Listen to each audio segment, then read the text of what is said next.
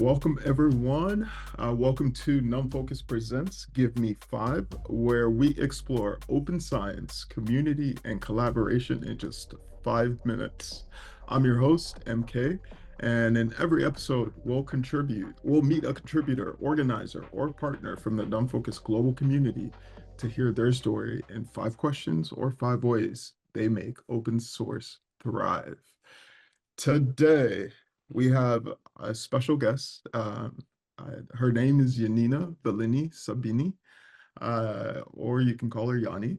And Yanni, I hope my pronunciation was not too French or American. Um, Yanni is community manager of Our Open Sci, a non-focus sponsored project. Yanni is also project lead and chapter organizer of Our Ladies. She's professor of Universidad at Universidad de la Empresa, which is in Argentina. And Yanni is also co-founder and chair of Latin R. So if you haven't guessed, Yanni is a leader in the R movement. Thank you so much for the intro and for the opportunity to be here. I think that the only thing that I will add is that I'm also part of the board of director of the Carpentries, another really cool community on education. I think that the most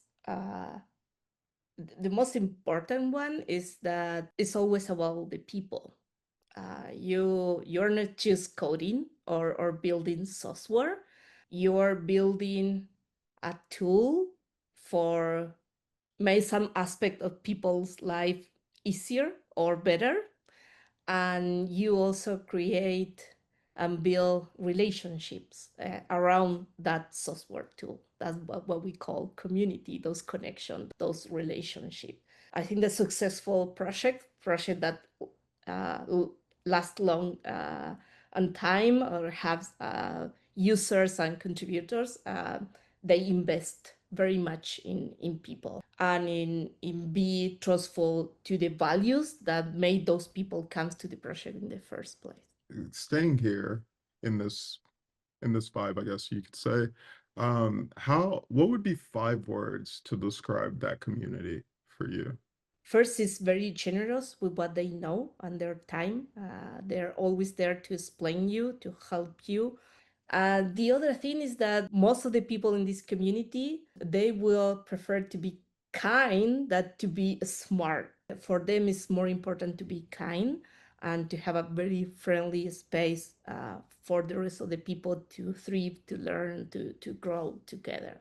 Of course, people that like collaborate and do things together. And they're also courageous people. So it's people that in times that we are living where, for example, some of our core values like equity, inclusion, diversity, accessibility are kind of under attack, they will stand up and they will be very clear that this is important. You can remove this from what we do. If we don't do this with inclusion, equity, diversity, and accessibility, we just can't do open source and open science.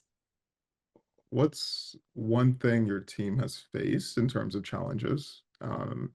And how have you all been courageous in tackling that? The challenge is not being courageous. I think that our lead, Noam Ross, has also shown in an amazing way what our open sci thing and how we approach this. But I think that this affects sustainability of the project, not only in the funding aspect, it's not only in the money, but how we make sure that we are still equitable and accessible, diverse community when you have limited resources and limited access to this resource. And I think that we are still in a privileged position that we can speak out and be loud about it. I think that we are just only doing what we should do in the position that we have. And you mentioned earlier that the best feature is the community and a lot of the work that you're doing. And that community is made up of volunteers, right, who are generous with their time, as you noted. Um, and to my understanding, they're also spread around the world and not just in Argentina, but um, pretty global. How do you keep everyone motivated and on mission? One of the things is to have contribution pathways. So we have a guidelines for contribute to our open site. So we try to give clear options and pathway for people to become part of our open site. We have been trying to clarify and be more explicit on what we do, because for people to become part of your project, first they have to know that you exist, and then they have to understand what you do so they can picture themselves if they want to be part of your project. Well, Yanni, thank you so much. I, it makes so much sense that you're an educator because I could listen to you for another 30, 45 minutes. Thank you so much for being generous with your time, for the wisdom you've shared with us.